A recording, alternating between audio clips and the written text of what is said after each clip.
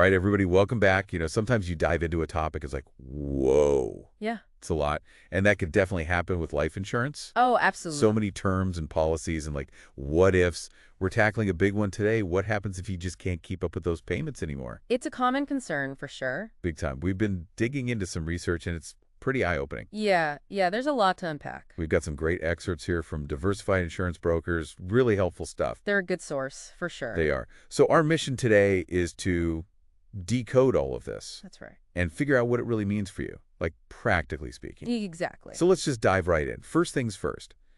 What actually happens if you miss a life insurance payment? Is it like game over? Okay, so that's where things get interesting because it really depends on what kind of life insurance you've got. Different policies, different rules, like we were saying. It's not always as bad as you think. Okay, so that's where I get confused. Like different types, what are the main categories we need to understand? The big ones you'll hear about are term life insurance, whole life insurance, and universal life insurance. All right, so term life. That sounds kind of self-explanatory. It is in a way. Think of it like you're renting an apartment. Oh, I like that. Yeah, you're covered for a specific period. That's the term. But if you stop paying the rent, or in this case, the premiums, Right. you lose your coverage, just like that. So no payout if something happens. Exactly. There might be a little grace period, like a few weeks where you can catch up. Okay. But after that, if you want coverage again, you're basically starting from scratch with a new policy.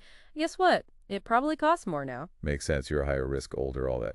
Okay, so term life is pretty clear cut. But then there's this whole other world of, I always hear about cash value. Oh, yes, cash value. What is that all about? Like, is it really cash? It can be. So with whole life and universal life, it's more like you're buying a house, not renting. Owning versus renting. Got it. You're building equity over time, and that equity, that's the cash value. And this is where things can get strategic. Okay, now you've got my attention. Because if you hit a rough patch financially and can't make those premium payments, Oh, you might be able to tap into that cash value to keep your policy going. no way. So it's like a backup fund built right in. You got it, like a safety net, specifically for your life insurance. Depending on the exact policy and the company, you might be able to withdraw some of that cash to cover your premiums for a bit. Or in some cases, even pause payments altogether while the cash value keeps the policy active. That is so cool. I had no idea. It's a pretty powerful feature. But there's got to be a catch, right? There's always a catch. Well, like with anything, there are trade-offs. Using that cash value, it's going to reduce the death benefit that your loved ones would get. Oh, okay. So less money for them eventually. Right. And it's super important to remember, if you borrow against that cash value and don't pay it back, your policy could still lapse. So it's a balancing act. It is, yeah. Got to weigh your options carefully. This is making me think, you mentioned these policies are like owning a home. Yeah. Can you like renovate your life insurance house, make changes along the way? You absolutely can. It's like remodeling to fit your changing needs. So let's say you're really struggling to afford the premiums. Happens to the best of us. Right. Instead of just letting that policy lapse, you've got options. You might be able to reduce your coverage amount, smaller house, smaller payments, Oh, that's or even convert it to a different type of policy altogether, maybe one with lower ongoing payments. The point is, you've got choices. so it's not set it and forget it. You can actually adjust things as you go. Exactly. It's about staying proactive, and that's where talking to your insurance provider is key. Right. Don't panic and let things lapse without even checking what's possible. They can walk you through the options, find what fits your situation. It's like having a financial advisor, but just for your life insurance. That's a great way to put it. They might have solutions you haven't even thought of. Like some policies have this thing called a reduced paid up option. Reduced paid up. What's that? So basically, if you can't afford the regular payments anymore, you use the cash value that's already built up to create a smaller permanent policy.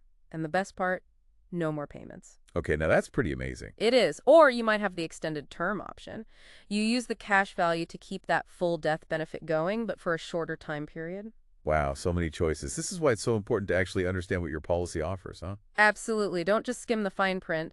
Know what you're signing up for. And one last thing to keep in mind. As your life changes, so do your needs. Like getting married, having kids? Exactly. Big milestones like that, or even just your financial situation changing. It's smart to revisit your coverage every few years. Make sure it still lines up with your goals. So the bottom line for our listeners today is, don't let things slip without knowing your options.